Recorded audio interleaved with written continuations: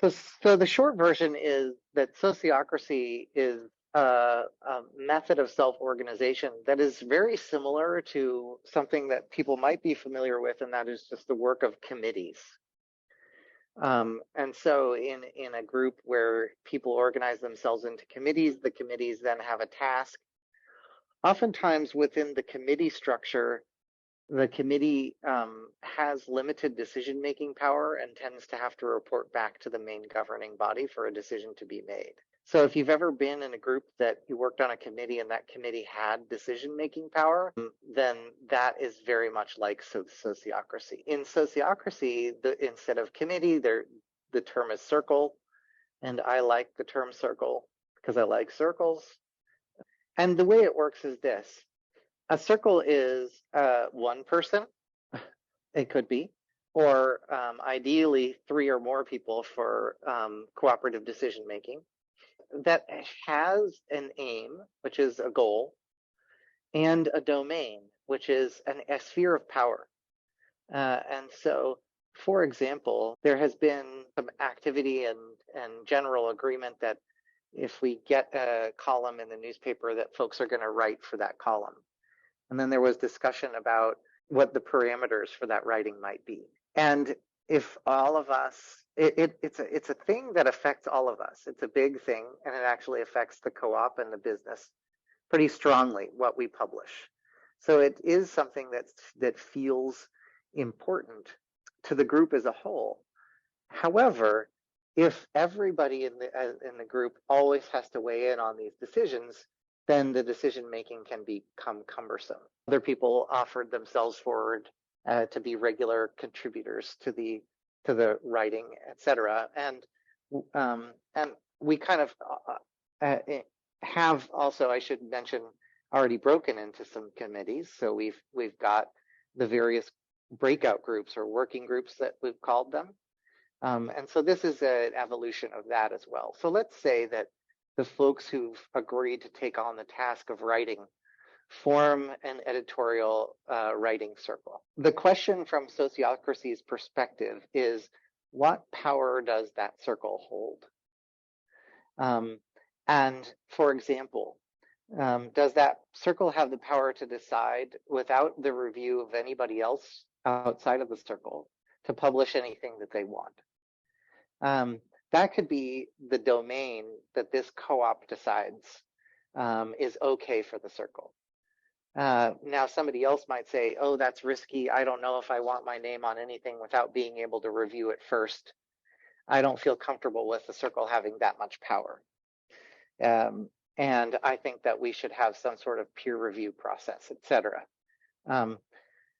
So when a co-op is forming a circle, the formation of the circle is done by all the co-op members. Okay, because a circle is something that is empowered, it affects the whole group, so all the members need to agree on the aim and the domain of that circle. So, for example, for an editorial circle, maybe there are 3 or 4 people, and they say, we would like to form an editorial circle.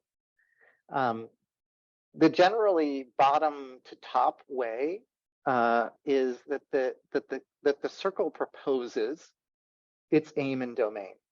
So the editorial circle says, our aim is to be the parties responsible for making sure that we get an article in the newspaper each time there's an opportunity for us to publish an article in the newspaper. That's our aim. And our domain is that we want to be able to decide what goes in without having peer review from everybody else in the circle. So the editorial group would bring that to the whole co-op, propose the formation of a circle, propose the aim, and propose the domain. And then we can go through a discussion process. And what we're trying to do during the discussion process is really to clearly define the aim and clearly define the domain. And once that domain is defined, then the circle is set free to act and decide within whatever domain we define. So What sociocracy allows is for faster, more independent decision making. It also allows the group to mature at the level of creative trust and freedom.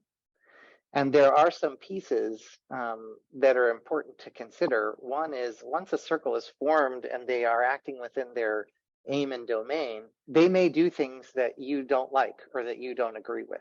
The question that you have to ask yourself is this doing harm, this decision that they've made doing harm to the degree that I really, really need to push back against it? Or is this just something that they're doing differently than I would do? And I'm willing to accept the consequences. And the more that we can lean into, from a sociocratic perspective, the more that we can lean into that freedom and that trust, the more smooth and functional the organization can be.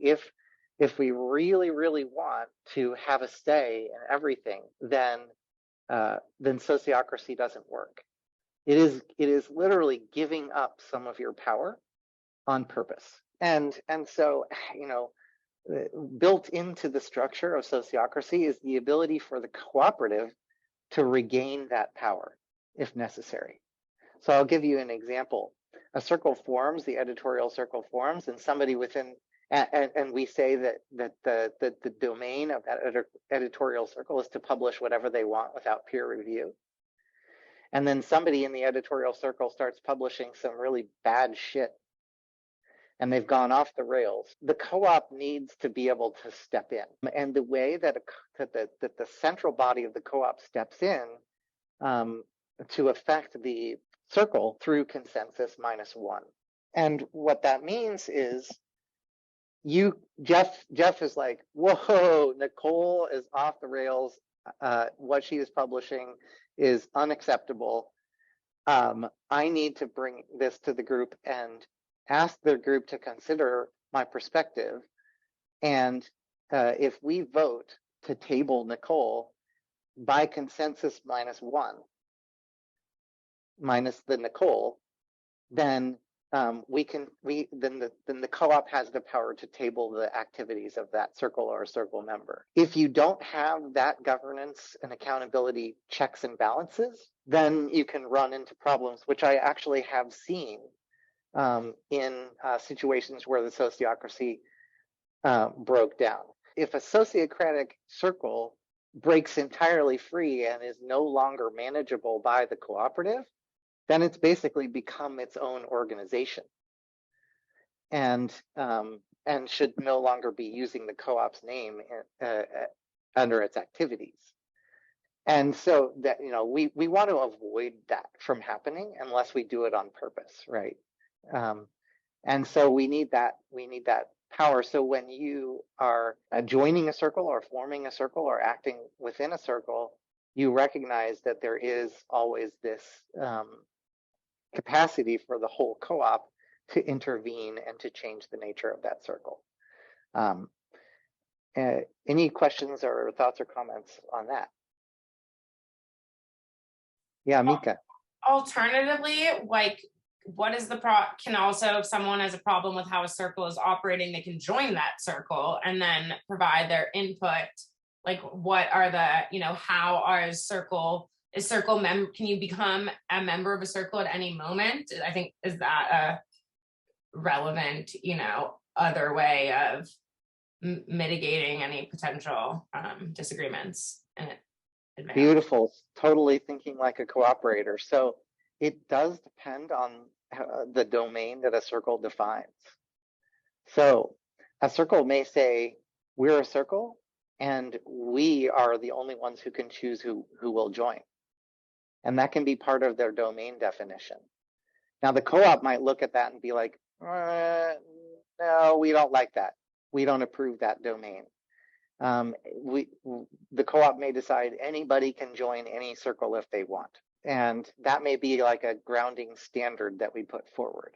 And so if we say as a co-op, as part of our circle formation process, anybody can join a circle and all circles must make their decisions by consent, then Mika, you can join that circle and block the activity of that circle if you disagree with the way that they're going, because you can no longer give consent. So it is up to the co-op to decide how circles are formed, and it's initially up to the circle to try to self-describe a domain that they think that the co-op is going to agree with. So you said that if I heard right, that it's possible also for the co-op to define kind of in advance some of the parameters for circles. Do you find in your experience that that is generally an advantage, because then it makes circle formation already a little more directed, right? So circles are not going to try and form and do things that are going to become big topics of conversation because there's already these parameters set up. And so that makes it less cumbersome. Or do you find that these parameters end up being restrictions that can cause issues down the road? Both. Yeah, great question. And I really find both. It does make sense to define parameters. And the wonderful thing about consensus and sociocracy in general is that when you make a decision, you have mechanisms in place to be able to change that decision. And so it stays being alive and stays being dynamic, and we learn from our mistakes. What I'm hearing you say, Nicole, is that if we define some parameters, then we don't have to have a big, long group conversation every time a circle forms. And I would say that in this case right now, that's probably a good way to go.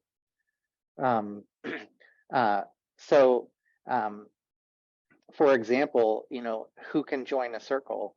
I think making exclusive circles is dangerous. In a different situation, if you had a group of architects, they may want to say, like, no, you can't be on our drafting circle because you don't know how to draft, So if there's specialized skills or something like that, but we're very small and all members are welcome. And so from that perspective, it would make sense, for example, to say that anybody can join a circle if they want. And so that could be one that we decide that we wanted to do.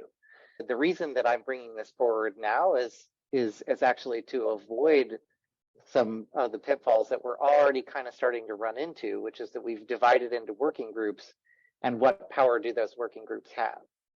So it is actually a proposal for us to form circles out of our current working groups, and to start to define that aim and that power that those working groups have. I actually want to propose that we give it a try. In a very soft and informal kind of a way, to make an agreement here today that each committee that you're on, or each working group that you're on, define its aim, its goals, its purpose, its charge. Here's what we're here to accomplish. For example, the Co-op Academy Introduction Committee, we actually just defined our aim, and then we took action on behalf of the co-op. We made agreements with people, we set schedules, we really acted within the domain that we believed we had. But we didn't bring that forward and define it to the group to consider for anybody to say, that's too much power, I want to push back against that. I'm going to just put forward a proposal for a vote. If you're not ready to vote, then just say, I'm not ready to vote. I need more conversation about this. But that our current committees define their aim and domain and bring that back to the group. Ideally, we'll be like, yeah, love it, good, go. That sounds great to me. And not have to have a big, long process. But we'll see how it. Mika. I like the idea of the groups being open always, but I also have a hesitancy when groups are doing technical things like building proposals for grants, and someone being able to come into the meeting they didn't go to the first 4, but then they show up to the 5th one, and we end up having to spend the meeting explaining to them what's happening rather than editing our final draft of this proposal we've all worked really, really hard on. And so that, I know we all have, I feel really good delegate. I know nothing about marketing.